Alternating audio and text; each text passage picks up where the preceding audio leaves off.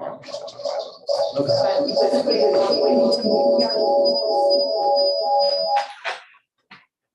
right, we're live.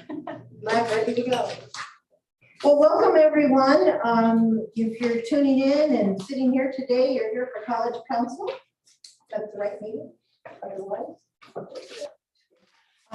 Welcome today. I'm Tilly Chavez, the Vice President of Instruction, sitting in for Ricky Shabazz today.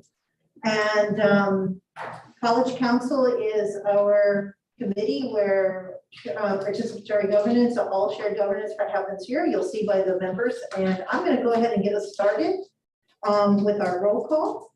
And Mona would, as our past president. Is there someone else? No, she cannot attend because Okay. of classes. Okay, thank you. I can do roll call for myself. Tilly Chavez here, present. Robbie Buell, Chair of Institutional Technology Council. Present. Cesar Kamapas, Present. Jay Cornell. Check on that one. Suna Fadnas, President and Chair of Cabinet. Present. Susan Murray, Dean of Institutional Effectiveness and Chair of Planning Committee. I do know that she is planning, no pun intended, but she's going to show at 3 o'clock. She's coming in later. Bansa Omai. Present. Good timing. Sorry about that. And our student, President, Associate Student Governance, Diego Petia. Present.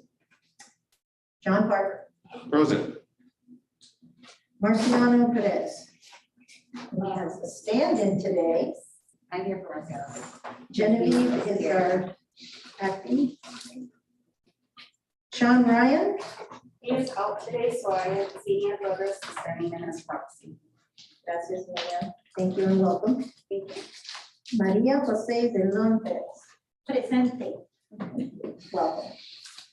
So thank you. Moving along, hopefully you've all seen the agenda available for you. We're, our next item is approval of the September 13th and September 27th meeting minutes. Notes, the last time we met was a retreat that we had and we didn't have the minutes present. So we said that we would go back to both September 13th and September 27th minutes. They are also part of your packet.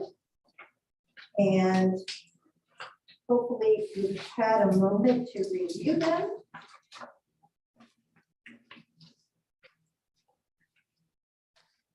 Shall I take one at a time first? So we go with the September 13th minutes, looking for, I'll give you a minute.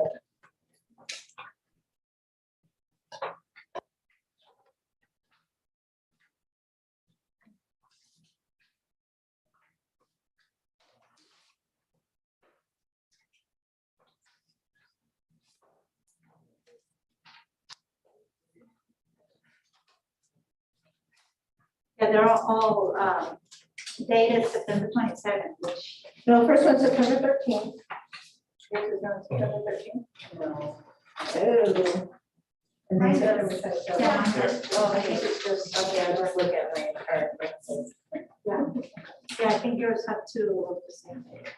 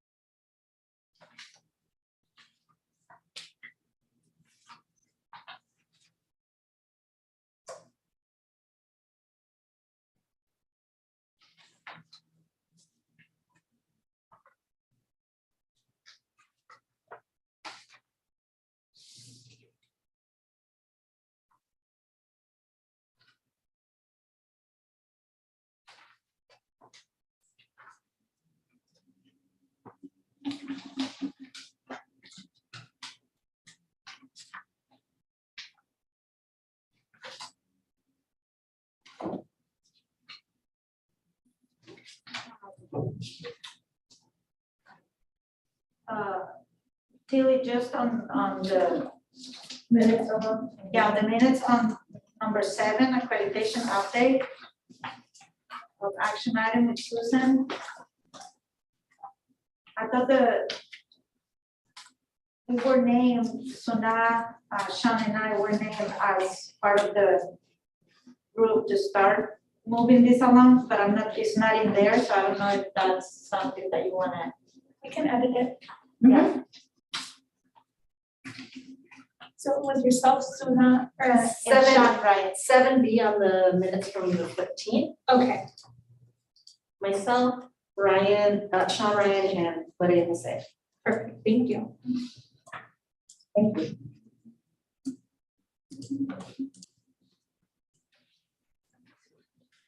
That's for Actually, there is oh. mentioned in C.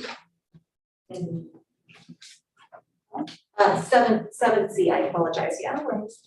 No, we just second the motion, but it doesn't say that we're. You're the part, okay. Yeah. Good idea. Just because we need Yeah, to start sure, working on it. put another commitment in there. I know, Yeah, you're responsible I should have for it. just pretended like I didn't see it. So for the minutes for September 27, with the addendum on 7B to add Suna, Sean, and Maria Jose as also those that will carry discharge forward the action item. Are there any other edits to the minutes for the 13th, excuse me, of September? If not, do I have a motion to approve these minutes? Move to approve edits. Pardon me? Move to approve. Thank you, With thank you, we edits? did the edit, thank you. And I very much. second that. That's on my- Moving forward into the next set of minutes, September 27th. I hope you have those. Yes. You have those, yeah.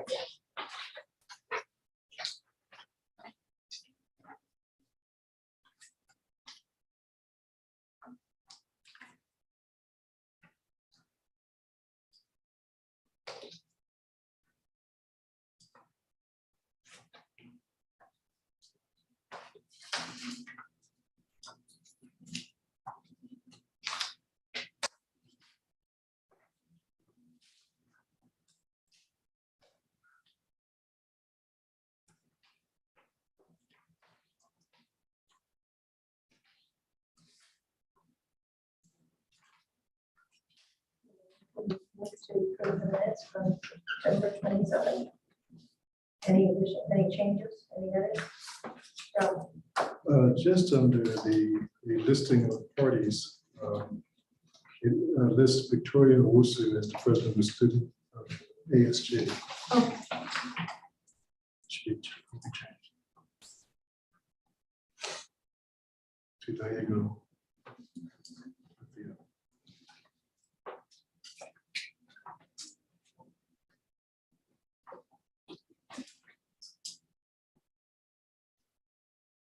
This is a clarification question on 5, number 2, we have agenda planning there, and that feels like it doesn't capture what we had intended, which I think was sort of like college ride, but I could be not recalling correctly, so I just, We did talk about that one, I think. We called it calendar or something. yeah. And agenda planning seems narrower than what we were intending, that's my only concern. May I suggest that we go back to Susan Murray and ask her to, she took pictures of it. Yeah, I believe that's what was written on the board, so that's what I have put down, but like Okay. Tilly suggested, I think it's best if we ask Susan, because I think she did take the pictures of what was on the board and all the documents and everything. Yeah, this is what we voted on, but I know what you mean. We had a conversation about it, but this were the, like, short. Yeah, the key agenda ones. planning just Yeah. seems narrower than what we had intended, so I'm fine with whatever we decide, I just wanted to know that. I just had one question on September 27th. I was also proxy for someone. I don't know if my name should be listed or if there's. Yeah, it should be. Yeah. That's the 27th. Thank you, Danielle.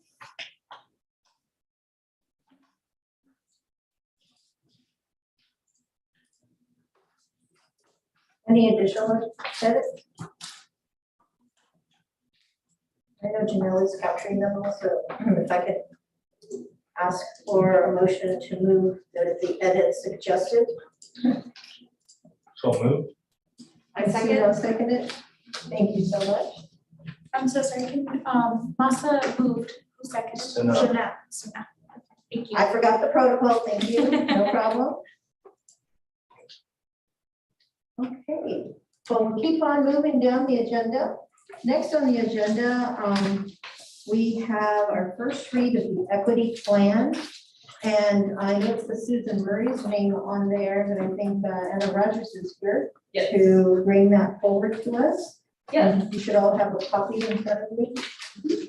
So what you actually have in front of you is a summary of the plan document, and Janelle, if you can, I'm not sure if you dropped it in the chat or. Oh, yeah, so the links for both the draft and the summary are in the chat.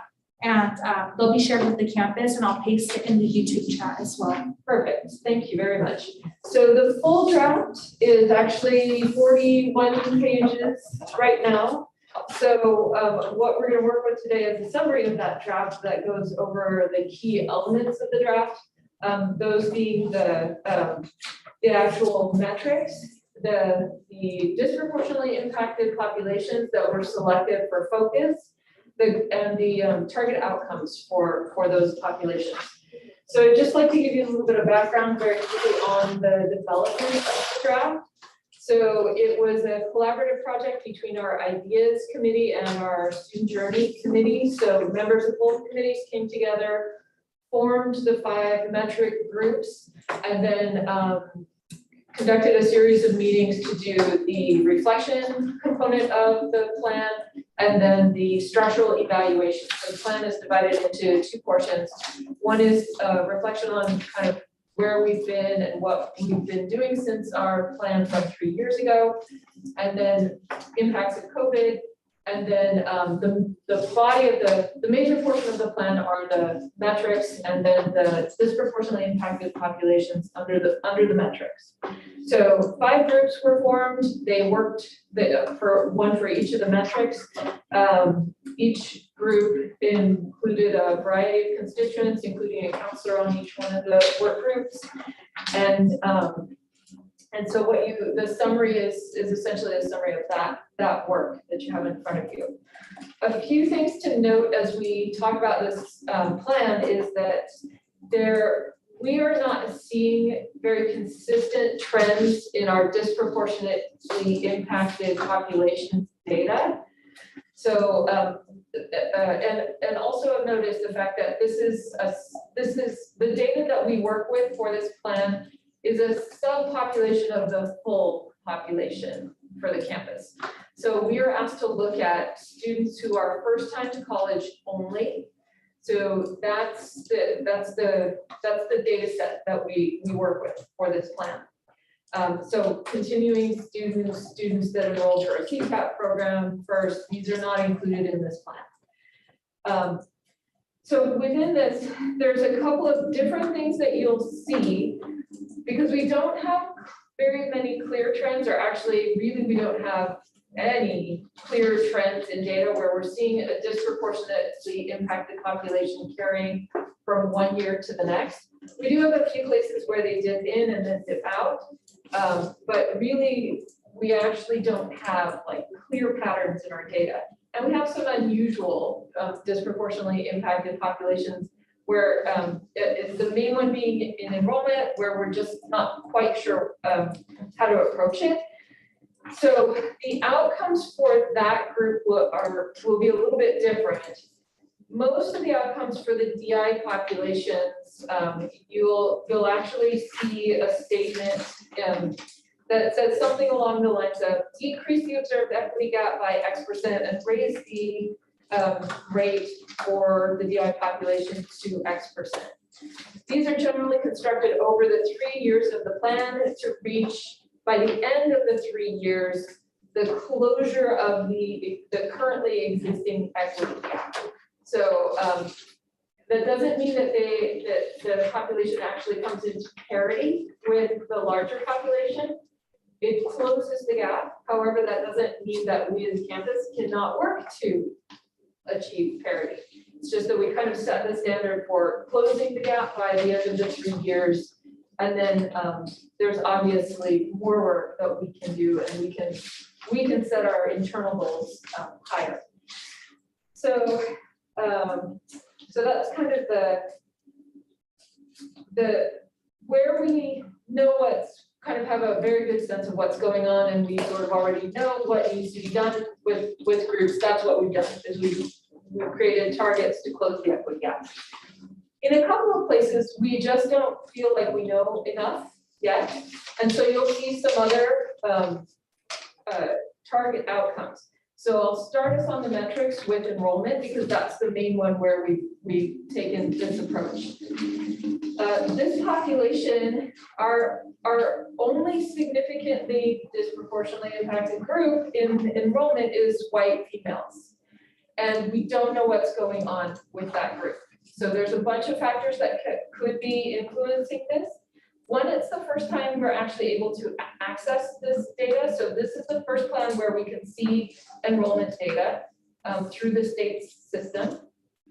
So the population that's coming up is white females, but within that population, we know we have variety in terms of ethnic groups. So we know Middle Eastern students also are identified under the broad white category. So we don't know if the disproportionate impact is occurring in a subpopulation within this group. So it may be along those lines. We also don't know if the disproportionate impact is occurring simply because the general category of white female actually tends to enroll at higher rates at 4 years. And so that may be what is producing the disproportionate impact here.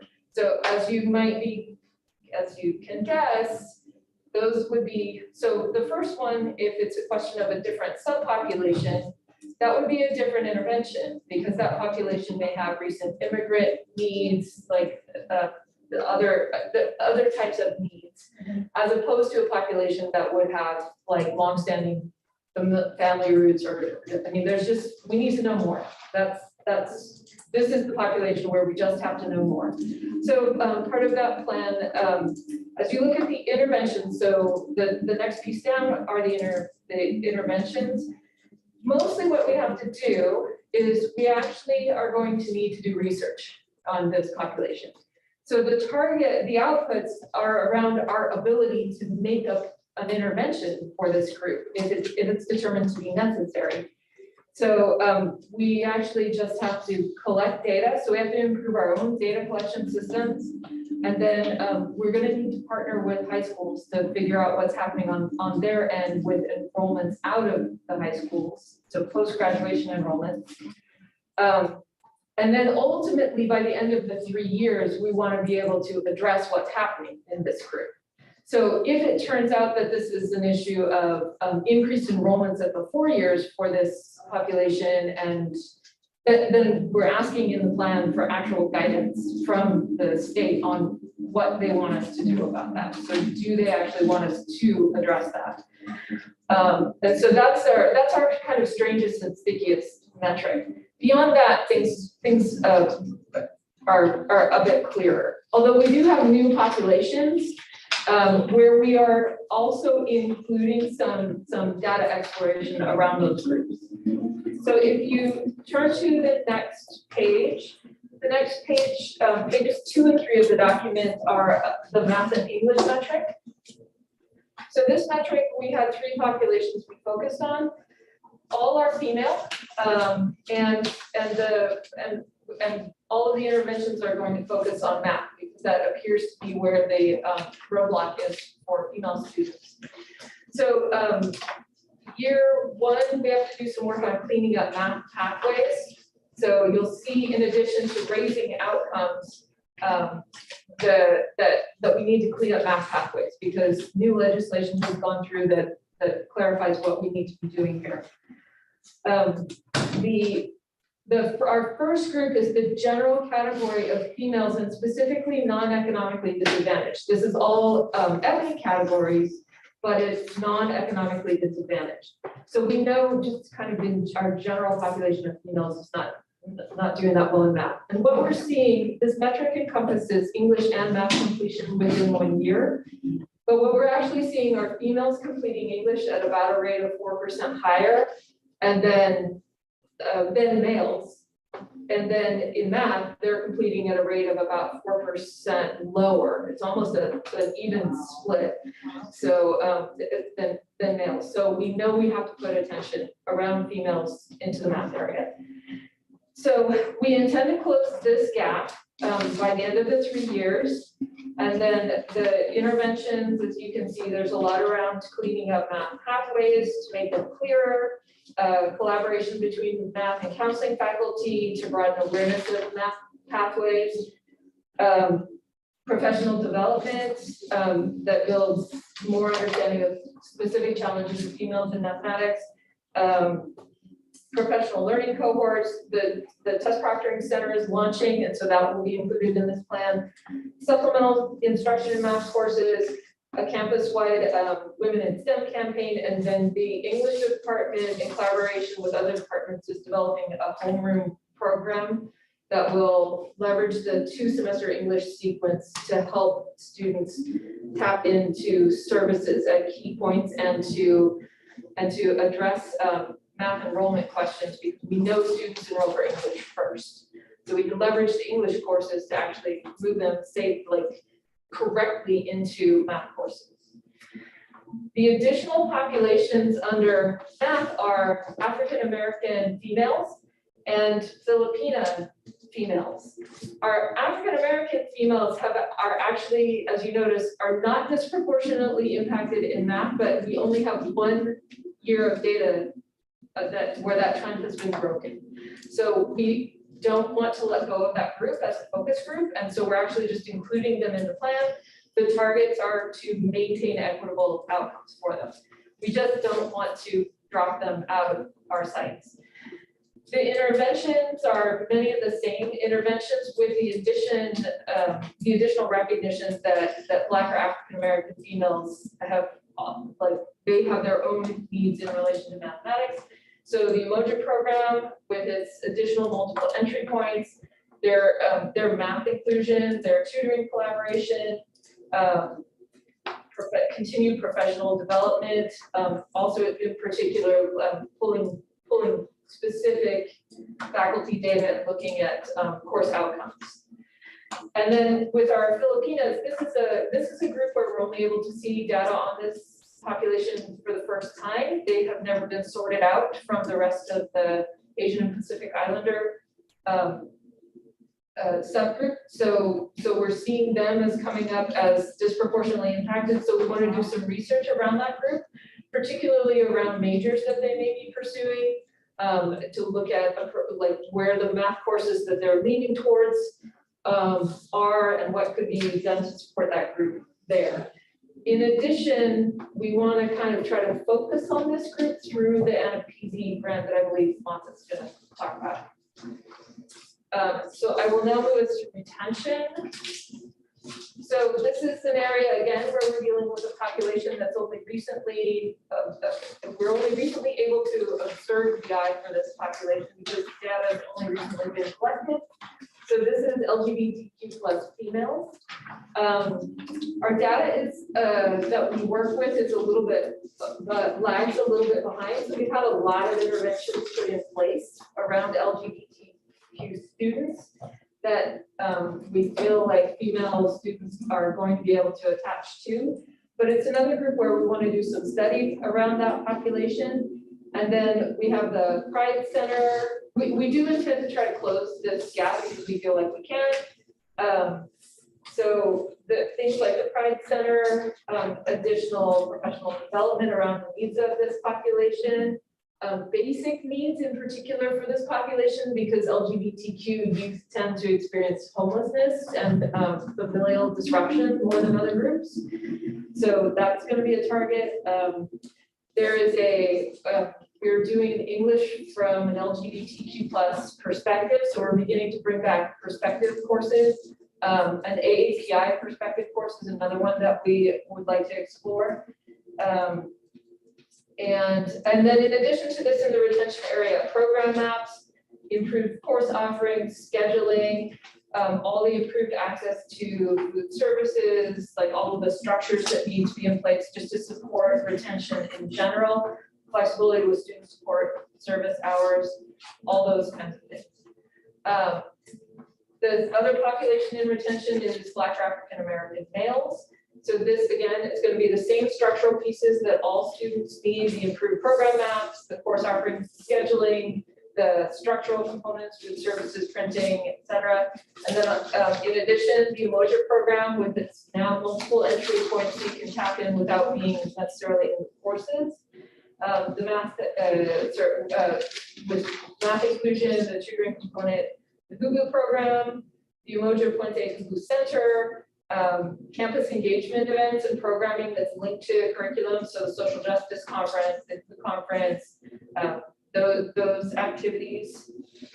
And then if we can move to our completion metric, we have in completion and transfer, so we're kind of bridge a couple. Completion and transfer, we have Latino males, so we're disproportionately impacted in both. So even though we don't have a trend backwards in time, we only have a like 1 year snapshot where we have a disproportionate impact around Latino males. We are actually seeing that they're impacted in both of these areas. So the plans around this are professional development, the program maps, the improved program maps, many of the same things that will support retention. But in addition, there's been some kind of focus groups and discussions with Latino males where they've expressed kind of the need, the concerns about the dual roles that they feel they have to navigate as students. So the need to be providers for their families and to support their families, and then also be students. And so in particular with both transfer and completion, we want to focus on like basic needs, financial supports, job opportunities on campus that allow them to be here and support their families at the same time. And then additionally, Puente, GUBU, City Scholars, and then again, that homeroom project to help make sure that they're moving along their trajectory quickly, because that's another thing they're reporting is that speed is essential for them. And so you'll see that population again in transfer if you switch over. The addition here is all of these programs that specifically support transfer, like SACNAS, PAC, MESA, Puente, GUBU, like all the ones that are transfer oriented. And then in addition to that, we want to bump up the visibility of our Latino male role models on campus who have elected transfer and higher degrees as viable options. And we want to focus that campaign around the importance of, or the possibility of transfer goals to achieve that balance of student and family provider in the long term, so that we frame transfer as doing that work in the long term. And then the last population, which is under transfer, is foster youth.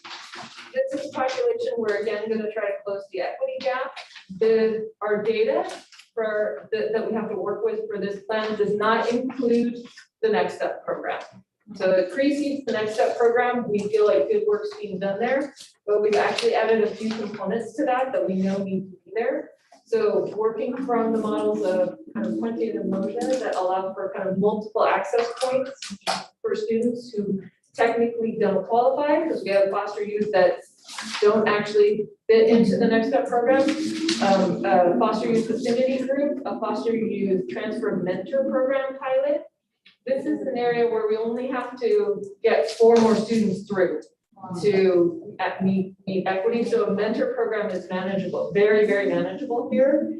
And then obviously they take support. And then building better bridges to the local foster youth support centers at the 4 years. So that there's like a safe handoff. Yeah, there's a bridge to, that's particularly the local 4 years. So, questions? Sorry. Amazing work. Amazing work. Thank you. It was, yeah, the team that worked on it came up with really good stuff. So this is the first read, Anna, Yes, and it's going to other places as well. it has been to the Academic Senate for first read. And so it will be coming back to the Academic Senate for second read, for final read. And then it will be coming back here at the next meeting for final read. Who else will besides that? So it's already gone through the Student Journey Committee and they've approved it for moving forward. And then beyond Academic Senate and College Council, it will go for presentation to the board. So this will be final approval on the city campus. It doesn't need to be approved by CS, classified senate. Not this one. Okay. No, I just double checking. Good question. But on that note, it probably wouldn't hurt Yeah. to go and you visit should bring it. SPA and classified senate, I think, just Yeah, to share. I think that would be, Yeah. if you could help us champion that through. I think I probably know. We can follow up via email. Questions, thoughts? John, you look like you were ready to say something. No, this is good data. Data's good, guys. If I can, I would like to just share that through the Student Journey Committee, being on that committee too, one of the recommendations was that this also be integrated into our enrollment management plan. Because there's so many interventions on here that really could just make that even stronger. Yep. So that was the yeah. Linda.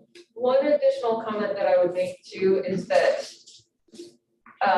something to keep in mind here is that we also need to keep other frameworks in our minds around this. The plan actually does very good work to focus us specifically on populations where we have disproportionate impact. But it focuses us on the closing of the gaps, which has to happen. But, and I'm gonna use because I live in the land of math and English completion. We still have areas where we are at abysmally low rates overall, where we just have to do work in general. So we've only got, I think, we're in the teens as far as getting students through math and English in 1 year percentages, which is not acceptable for anything up the line. We won't meet metrics there. So we just have, it gives us a lens that's super, super important, but there's other ways to be looking at things that we have to concentrate on as well. Thank you. Other questions? And then thank you, and we'll look forward to seeing you when you're returned.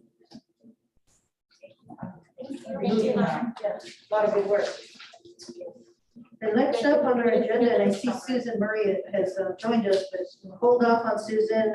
We still have the Anapisi grant. Costa, do you want to give us some information? Sure, how much time do I have? Usually it's no more than about 6 to 8 minutes. Yeah, probably around like I 5 do to 8 have a minutes. slides, but I can go without slides and I can share the slides. Sure, whatever you Okay. So I'm pretty sure you've heard somewhere, and you've hopefully seen the press release that went through the district. We have successfully been awarded Title III Part A PC grant. We have received $2 million over 5 years is what this is. So this is the maximum we can receive. And on top of that, when you have applied to this little bracket here, the team has worked so hard, the application was so awesome that cutoff for receiving grants was 98, and our application actually scored 104. Good job. So it was pretty good. So Pretty good. pretty good. What's the highest score you can 110. Nice, too bad. None of the San Diego region schools have received, except the Mesa who received last year. So UCSD didn't get it again, San Diego State. So I think we. Well, that's good. When we are starting this project, the first thing, when I was tasked with this project, I called upon friends from every area. So we had this steering committee consist of, everybody, managers, faculty, both instruction and counseling. We had classified folks. Did I have a spa person? Yeah, I did have a spa person right here. So we try to approach this really from campus community orientation, and we call this project Project ICANN. Stands for Inclusive City Achievement Network. Targeted population, of course, is Asian American, and this is the confusing part. They call it Native American Pacific Islander. So there should be a pause. It's Native American Pacific Islander, not to be confused with the Native Americans. So what we refer as, API population is a target population. Also, those who are economically, who are experiencing economic challenges also as a target. So it's kind of a twofold. It's API student and also those who are what they call low-income students. We already have a successful model that targets particular population, just to name a few, Umoja, Puente, City Scholars, and so on. So we didn't want to recreate the wheel, but we wanted to learn from those successful programs. So that's kind of a basic foundation.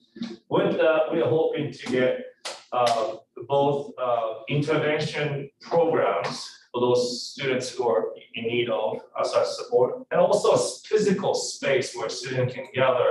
I think from my personal experience, and I'm pretty sure this is true for many of you, that having a space to kind of have hang out with your colleagues would often support one's learning journey. So that's the idea, and I have put some funding or resources targeted towards the creation of center. And of course, it's not just for the API students. This cross-pollination of different, type of students is awesome. So we want to have both targeted cohort model approach and also, please join, everybody join this model. So we want to have this kind of a nice mixture of a synergetic, learning environment. There are certain things that we wanted to target. There are 5 objectives that we have pretty progressive target. The first one is enrollment. We want to increase about, during these 5 years, we would like to increase about 10% of API students. We serve 2 areas that has high API population. National City Paradise Hills to name one. The other one is the City Heights area. We have a 2 big concentration. I don't see why we can't, get 10% more. Second, persistence through up to graduation and completion. We'd like to see, this is a pretty high mark, but I think we can do it. Try to increase about 25% on where we are at now. When we desegregate data, we see there are opportunity for providing additional support to guide our students. So I think we can do that. Number 3, this one requires a space to be created first, then we also want to see students use this space. It should be some, a flourishing space. I took a little tour of Apita Center, San Diego State. That place was done pretty well. It's very student-centered. You can just bring your friend, little group. There's a space for students to study, to have a club meeting, access to computer and board games. So, there's the mental health aspect of it, hanging out and experiencing college experience. all that was there, and I think we can emulate and learn and, improve upon what they have over there at San Diego State. So that's an idea. So I want to see students come to a place, we're talking about community in community college. I think we can do that internally, leveraging this grant. Retention and persistence from class to class, semester to semester. We would like to see if the cohort model can be emulated from existing model, to see if that would actually help students move along for those who have, have decided to select certain path. We would like to see about 20 or so students going through this cohort model approach per year. So one goes from 0, which we have nothing at this point, to 100 at the end of this grant. And that is the fourth one. The last one, of course, is, thanks to Genevieve and Ira and Caesar and the team, we are, currently celebrating the Filipino American month. But I think we have a lot more to offer in terms of, different cultural background from Asian Pacific Islander folks. And I think, these festivities are fun and great, but there are a lot more academically we can do in terms of learning about differences and similarity. And so we would like to offer professional development for everybody, regardless of what functions you serve on campus, learning about, especially in the context of what happened with the COVID and, unfortunate events that followed targeting API folks. It'll be nice to really kind of revisit this. I know we are equity-minded, really friendly environment here, but kind of checking ourselves again, using this opportunity would be great. So we want to dedicate some resources for professional development. And that's just a short and quick version of what we would hope to do. Of course, we have to come up with a framework like this to apply, and there are a lot of moving parts that all of us have to kind of work together. So we will be, assuming that I'll be for the time being leading the charge with this program, I'll be coming to your constituent groups for different things, guidance, collaboration requests, and so on and so on. It's a lot has to do with academic curricular stuff that concerns academic spending. A lot has to do with the student services and other student-facing services that will, affect, of course, everybody, and so on and so on. So more to come, but we haven't officially been. We have been awarded, but we haven't received it yet. This is on November 10th. Timing was not nice. We received on end of September, but earliest we can put this on is October 10th. Then after that, we'll be able to, November 10th. So after that award meeting, we should be able to start planning for the first year. Plan itself, knowing that this will happen, we don't have too much stuck on the front first year. We have a lot of planning. Plan is to plan for the first year so that we will be able to exhaust the $400,000, but the fund does roll over, so we'll see how we can keep up with the plan, true to what we said we're gonna do. But I'm pretty sure there's gonna be a lot of movements and things that we haven't thought about. So that's the report for you all. Any questions? Questions or discussion? Oh, and we got 500,000 more than the college did. Janelle, I think that's one that he wants to make sure. Yeah, recorded and We're not competitive at all. no, not at all.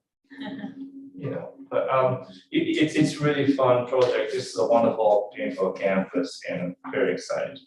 Melissa, congratulations to you and the team. Yeah, Thank good you job, for jumping in. Very good. I just want to also share, this was happening at the beginning of the year, right? The fiscal This year. was happening, Quick turnaround. actually, this was happening as we were applying for graduation. Yes, I remember. So It was- this is like automatic, it just went very quickly, and thank Yeah, you it for was moving quick. so fast. It was, the application was due on my birthday, so I was like, oh, this would be a good birthday for me, so Well, happy 3 months birthday. later.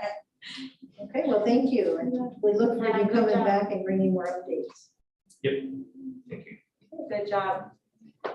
So next, it looks like we have 3 items for Susan Murray, and Susan Murray's joining us on Zoom today. We have the review of educational plan document. Susan, do you have any particular order? Do you want to just take it over? I can just go with the order on the agenda. Can you hear me all right? Yes. Beautiful, thank you.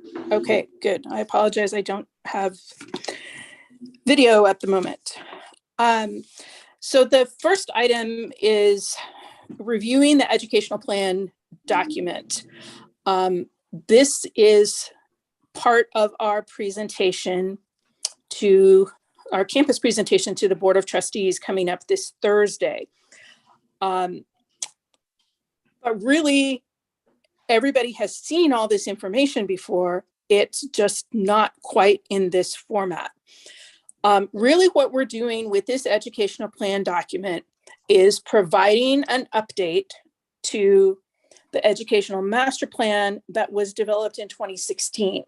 If you track that down on our website, it has a lot of description about the college, but very little in the way of goals or looking forward. And of course, a lot of things have changed since 2016. And we wanted to try to capture some of that information in one spot. So if you could scroll down to the table of contents. These are the major components of the plan. And as you get into this, you will, we're not going to go through every single page. We are having copies printed. Ricky has requested that they be mailed to home addresses. They'll also be available on campus. And then the PDF version is, will be on the website if it's not already. So we're not going to go through every item here because we don't have that kind of time, and you will have your own copy to peruse at your leisure.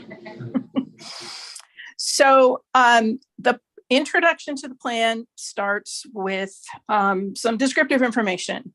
There's an overview of the district. There's the who's who of leadership in the district with the trustees and the chancellor's cabinet.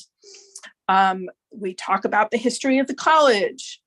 City was the first community college in San Diego and one of the earliest in the state. So that's something that we wanted to incorporate.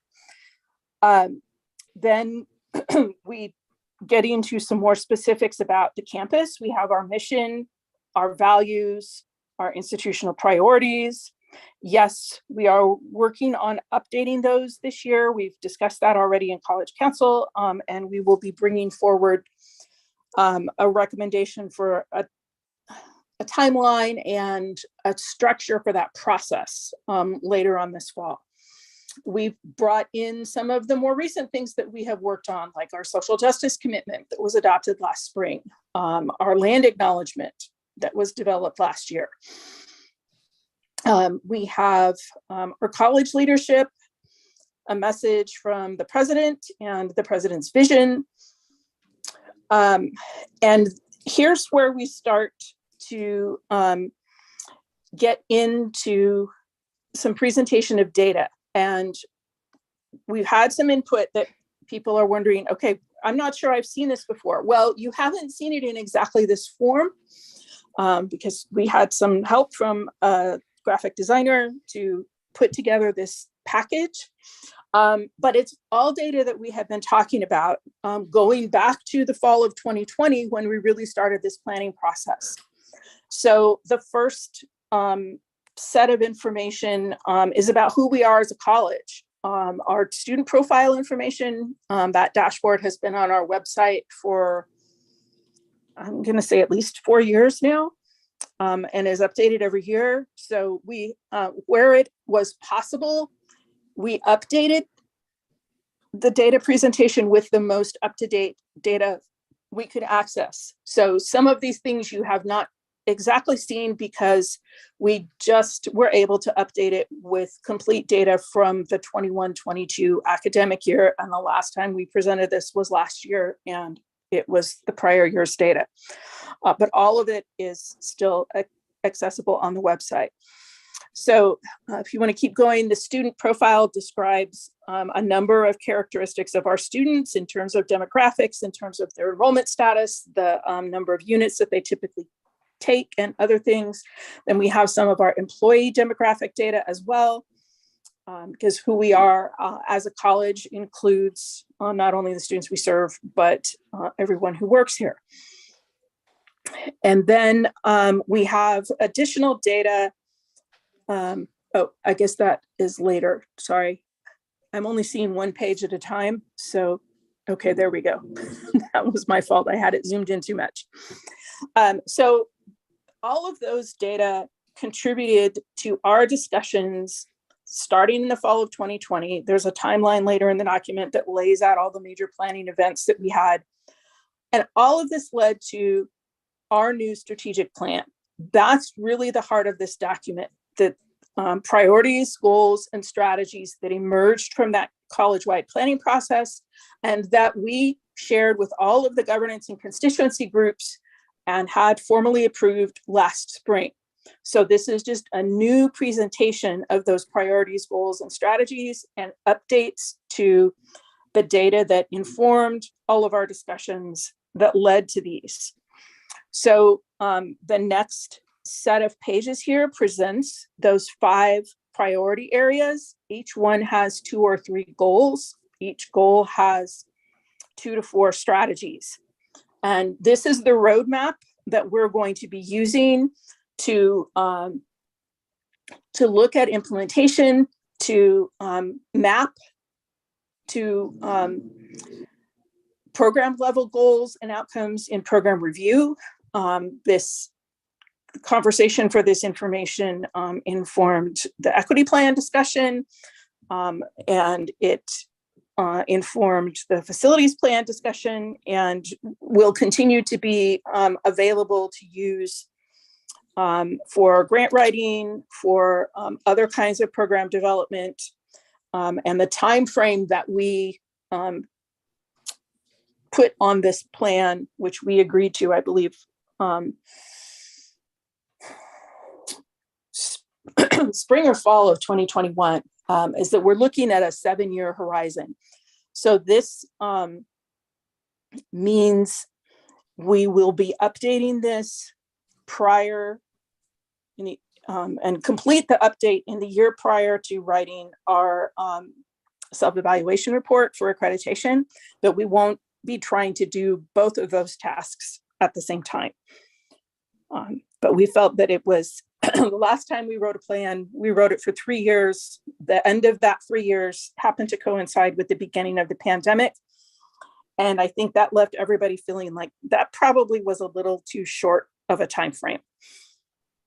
So those goals, priorities, goals, and strategies are all presented here. And again, this is exactly what was adopted last year. It's just a much nicer looking format than we had time to put together last spring. And then beyond this, there's some information just about our planning processes in general at the college. We have made a lot of strides in helping those processes be more data informed. And so there are examples here of the types of data that we look at. And again, these shouldn't look unfamiliar. So we have data on enrollment. We have particular groups like Student Journey that focus on that, but that's available for the college as a whole. When we look at that more closely, we monitor trends over time. We disaggregate data to look at different subgroups of students. And we also look at student progress and success. And so all of that information is coming up on the next few pages. These are our institution set standards. This is something that has been part of our annual reporting to ACCJC for a long time. This document gets reviewed by IREC and city planning, what used to be MPROC, and then comes to College Council every spring. There's a history of these reports on our website. So these are ways that we monitor what's happening. Then the section on equity and disaggregation of data. We have done this for a long time for program review. It used to be in static tables. Now it's presented in a dashboard. In our planning processes, we also talked about the context that we operate in. And the pandemic changed a lot of that context. Employment picture shifted radically. Where not only in terms of our students needing to work while they're enrolled in school, but also where the jobs are. Then the next section is talking about planning processes on our campus. This chart diagram has been around for a couple of years, outlining the major elements of our college planning cycles and how those interact with our governance committees and the flow of information through the college. And this next section brings in highlights from other institutional plans. That was another thing that we really wanted to focus on in this update, was this concept of integration. We not only integrate planning processes with our governance processes, we not only align it with the accreditation expectations, but these things don't exist independent of each other. So the educational plan informed the process and the process by which we developed the strategic priorities, informed the process for developing the facilities plan. And you have heard updates from John about that over the course of the past year, but that is also going to the board for approval as its own document. And that's the same version that was presented to the campus in the spring. From there, we have other, this is the executive summary of the facilities plan that we brought into this document, but there's also the full version that will be on the website. We have a college enrollment management plan. So we have a summary of that excerpted here. And again, this is just to reinforce that all of these things are interconnected. Coming up, there is a summary of the equity plan. We weren't quite finished with the draft when we put this document together. In that, Anna shared with you the most current information as of today. So this says a little bit more about the process, and it reinforces that this is a living document. These things are moving and shifting, and we will capture them independently, but we wanted in this high level plan to talk about how they're interrelated. And then in the appendix, we have a summary of the planning process and a timeline of major events, all of the summits and forums and community forum students, how this integrated with the work on the equity and social justice statement. I think there's some additional data here for reference. And then acknowledgements of all of the different groups that had major roles in this process. We didn't have the space to list everyone by name, but again, hope that this is not unfamiliar content as we go over it. So it's the presentation that's new, and the packaging of it into a formal planning document, which will be available to everybody. And hopefully this is something that we will definitely be coming out and asking for feedback, but we hope that this type of presentation is something that people will be able to use, not only to just refer to when they're doing planning within their own areas, but to look back at the data, and if there's something that you see there that maybe it's next year and it looks to be out of date, there'll be a web link in the document for where it gets posted, or you can reach out to our office and say, hey, has there been an update on the institution set standards yet this year? And so that helps us all move toward using a common frame of reference for some of these key indicators for student progress and success in particular, and for institutional performance. Okay, I am going to stop there with the overview and see if there are questions. Any questions about the educational plan? A lot of work, looks great. Yeah, a lot, and we shared it with the academic senate in the handouts, so they Great. all have it there. Great, and we'll be, as I said, we'll be sending copies to individuals. We'll be making it available on the website and printed copies in other places. And I am happy to come and share more with any group if there are questions about the process or any other aspects. Thank you, looks good. You want to Thank you, Susan. move on to ACCJC standards? Sure. I believe that Ricky asked that the standards document be distributed, or at least the link to it. It's available on the ACCJC website. It's also on our accreditation work site in Microsoft Teams for the development of the ICER.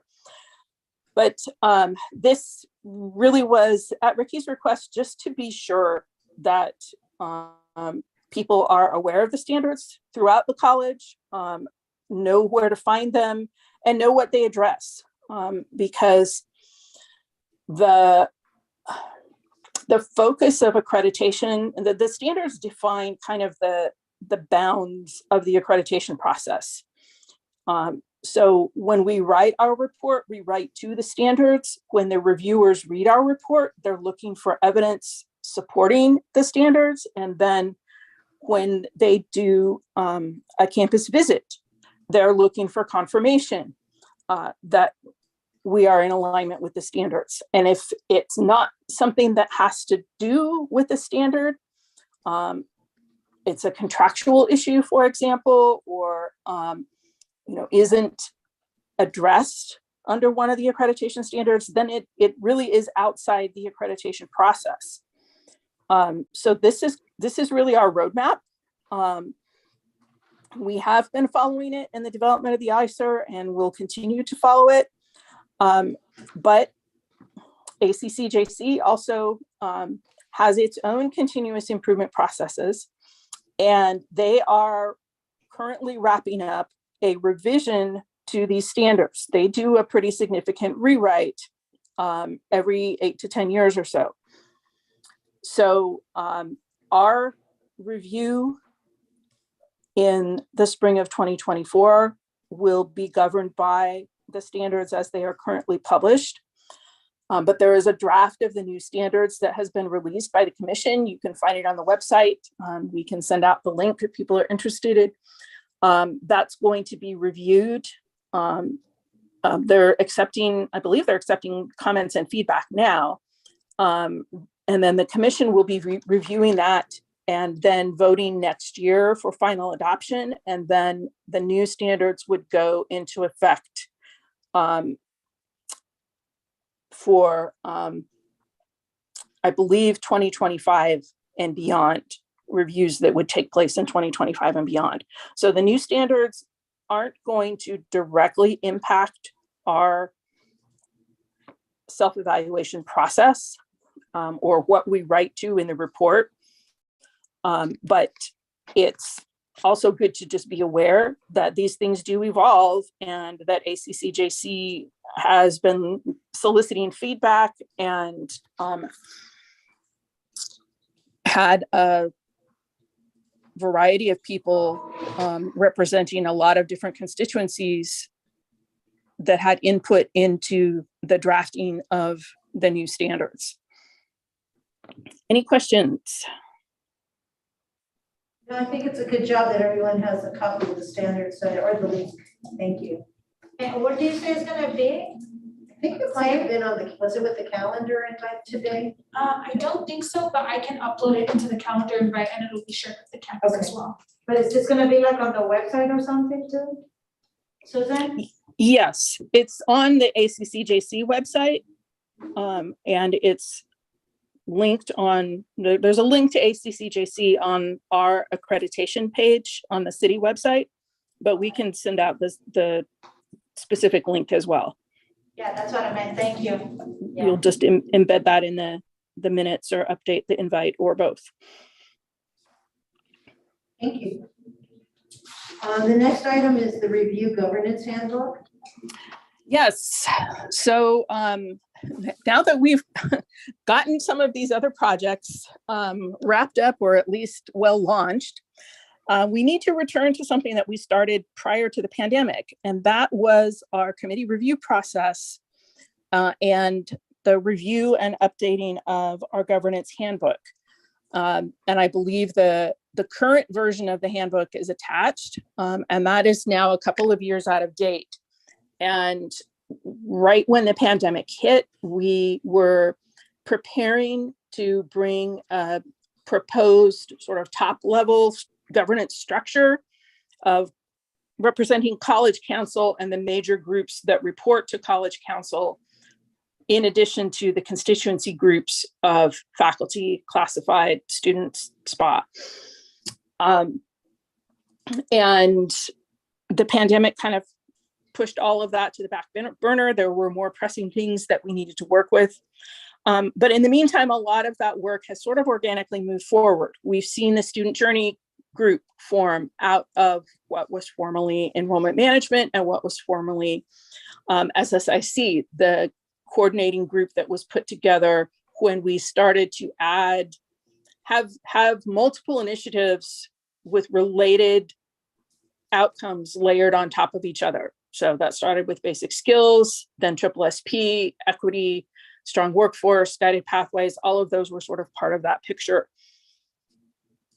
Then we have had the ideas group emerge as the umbrella for the diversity committee and efforts like the Social Justice Conference, World Cultures, and other work of the college that specifically advances diversity, equity, and inclusion. And so that group now has a new name and a new structure. And they are following what we had discussed and were planning to propose. And they were able to kind of go ahead and try some things out. And now we need to circle back and kind of make sure that the documentation gets caught up. So, excuse me, we'll be we will be coming back to College Council. I think this is going to be a future agenda item, but we've put the current handbook out for everybody to review, and then we will return to that in a future meeting and get suggestions from the constituencies represented at College Council as to what they would like to see in the handbook, and also resurface the input that came out of that committee review project that was sponsored by an IEPI improvement grant, so that we can bring those two things back together and actually create a draft and get that update published. So this is by way of introduction, and then we'll be returning to this item in a future meeting. Thank you. Any questions, suggestions, thoughts? And then I do have a question. When this is completed, where would it live on the website? Do we know yet? Well, that's a good question. I believe in the past it's lived in the sort of faculty staff section on the website.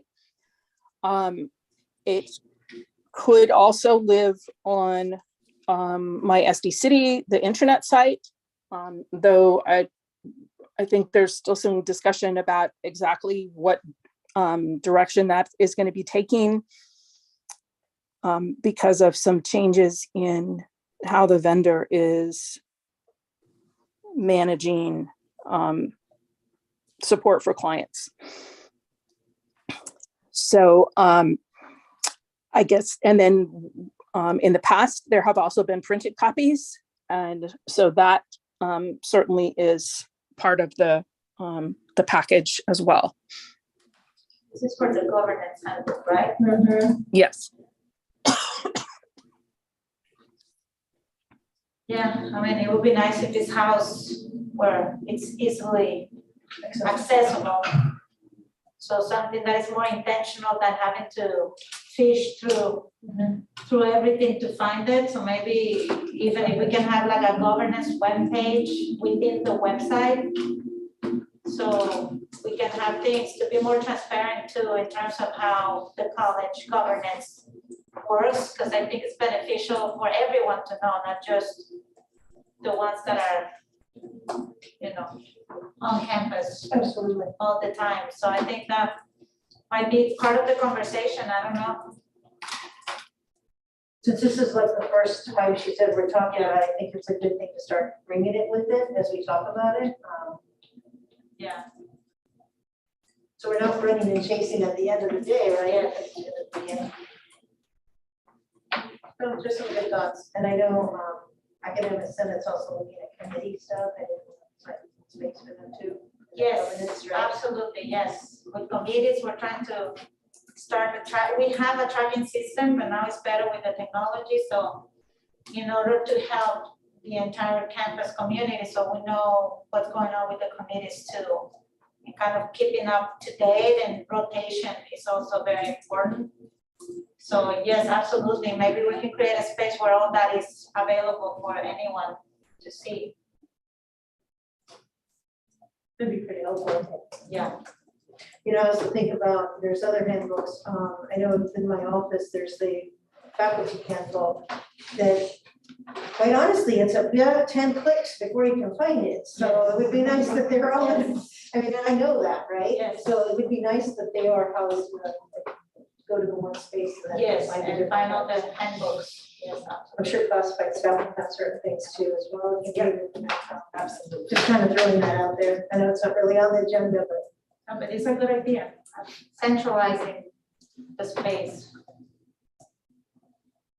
so Caesar, I'll be following up with you. Sounds good. Thank you, Susan. Anything else on your, since you were on a roll? Or Susan. That's probably enough for one day. Okay. Thank you, Susan. Thank you, So Susan. we have one more item left on the agenda, and it's regarding the October 13th, this Thursday. We have our Board of Trustees meeting, which actually comes to our campus. And I believe on your packet on the last page, it might be an older version, Caesar tells me, of an agenda, but it still gives you an idea of the campus board presentation. We are asking for people to come and participate. It will actually occur in our cafeteria over here next to, right in front of the Chicano mural. So that'll be the space that we'll be in. Please invite students, please come, be part of the activity. This is the annual October meeting that's always happens at City. And we haven't had one since 2019, face-to-face. It's been some form of a hybrid over the last couple of years. So excited, you can see the agenda that's listed, but I'm gonna ask Caesar to please jump in and help out briefly. Yeah. An overview, and then what's the uniform as well? Yeah, so if everyone who attends can wear their You Belong here at You Belong shirt. So if you guys don't have them, The white ones? the white tee, not the orange campus ready shirt, but the White. You Belong. And John, you have more t-shirts up in? I believe so. I'll double check, but just send us a note. And just to go quick through a rundown with the run of show. We'll begin with an introduction from our constituency groups. Then Ricky will do quick overview of the presentation. We'll be talking about some of the things we'll be talking about: nursing, the murals at City, high school outreach, student support services, the educational and facilities plans, and the recent Ghana trip. So we're looking forward to that. Thank you, Cesar. If I can, I'd like to just take a moment to say that to get these things, items on decided, how do we decide what gets on here? To be honest with you, some of them we try to do a year in advance. We really try to work ahead. And this would be my third, maybe fourth one. And each year, it's really been one of those things trying to chase and where we're going, but we're trying to plan ahead and where we're at with this one.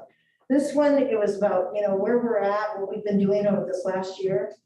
And I really encourage you to go back to your areas, your spaces, and if you have some wonderful thoughts and ideas of programs that have been happening, and we want to showcase this to our Board of Trustees, what we're doing in City, bring those to each one of your VPs. And then that's how we actually decide and kind of formulate this whole presentation. It's about what people have brought forward.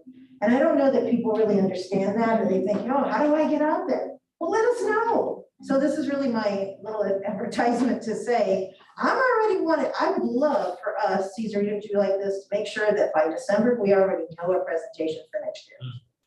I would love for us to already have that set up. So some great programs out there. What is it we want to highlight? Then we try to put them together a little bit, like what mixes and what matches very well. But, so just to give you that idea, I know when I first came here and I started asking those, people were like, oh, we've never really been asked. People were that before us, before this administration, it was always like, this is what we're going to do.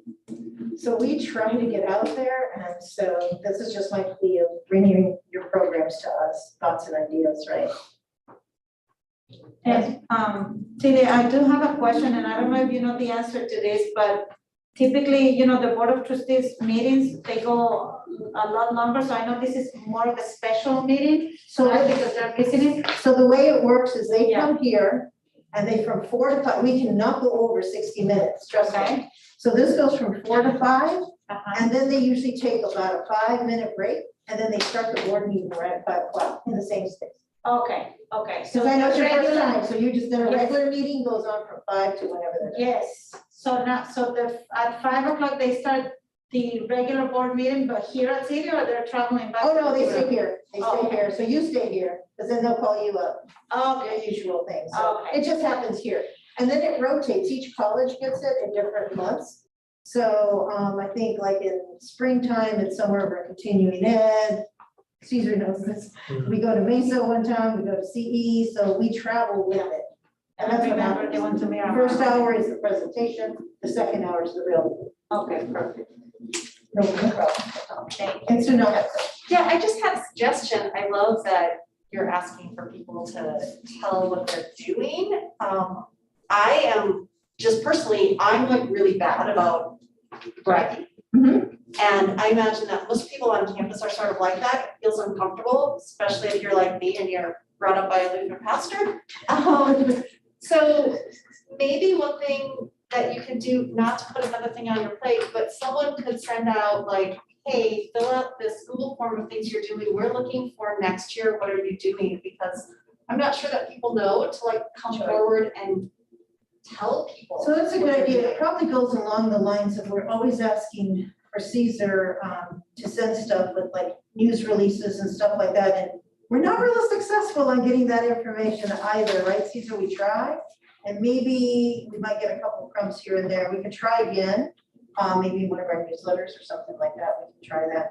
But yeah, absolutely. And sometimes you're right, people don't know. I'll just say a couple things. Like my first year I was here, we had been the League of Innovation. We received an award. We were in a couple of magazine articles for our seeds program, our urban farm. So we brought the urban farm. That was just because I knew about it. So it was like, oh. And then like last year, we did a one with student services and instruction that both kind of meshed with the Welcome Home City and our homeless program within Massa School. They really kind of went hand in hand, so we kind of kept a theme together in there. This year is a lot of planning, strategic planning, facilities planning, education planning, and our accreditation and nursing. So this kind of has a theme to it, but I love it. I think, Cesar, are we still doing a newsletter? Yeah, for sure. So maybe we could find a link and put it on there. Yeah, and I'm happy to talk to the chairs if you have that link, I can give it to the That'd be a chairs, great like, idea. because they might know like specific people to reach out to and say, hey, obviously graphic design is doing a ton of stuff and getting a lot of like accolades at the broader sort of community level, so. And Diego from our students, would be great, whatever ideas you have, thoughts, you guys are in the programs, so whatever thoughts you have. I just wanted to open up since we're here and we have that opportunity. I'm not sure people always knew how we get to this Yeah. agenda. No, I love that, just, I don't know if people know they should bring it forward. Yeah, absolutely. Well, I know, I've been in spaces, and Ricky's been in spaces, asking, requesting, if you have good news stories, folks email me all the time, but hey, like, even a faculty member, like, had a book that was, authored, so, just, but we'll make it more, available to share that with us. So that'll be for next time, right? Next year. Yes. Okay, I just want to make sure. And I will reemphasize this 60 minutes, I'm gonna say 59 minutes. And it truly is, it's one of those, it is a competitive thing that happens amongst the colleges that they make sure that they come in under that time. I just kind of reemphasize it. 59 minutes, because we want to make sure that they're able to start the meeting right after. Just one thing, I don't think Sean Ryan will be here for this, so I will more than likely be standing as proxy for October 15th as well. You got that one, Cesar? I will change, I'll put your name on the, just have your speed ready, And 30 minutes. I know this is old, but under the facilities and educational, take out the master. Yes. Yeah, this is the wrong one. Yeah, I know it's old, so I just thought that Thank you. might have been. When is Jay starting? Has he started? Yeah, he has. So that's, And he's, small. he's been at. Okay. And then are we showing up in person? I don't see. Yes. Oh, e-building. Yes. Sorry, you just said that, right? Mural. Yeah, the mural. Never mind. Come to the mural. And I'm actually, if you're all here and you'll be coming, we start at 4. Cesar, what time are we supposed to be here? 3:30. 3:30? 3:30 would be. Just so the rest of us don't have a panic attack when you're not here. I'll be there. So we can play sure at 3:30 to make this happen. I promise I'll keep it short and sweet. Perfect. No, are you serious or do I have? No, No. no. Okay. I think you are literally. It's just a welcome. It's a welcome, so. Very cool. And would you like lots of people on campus to attend? It's nice if we can have Nice. people attend. We usually are one of the colleges that has the better attendance. The cafeteria is big, so. Yeah. Anything else, Cesar, John, on that topic?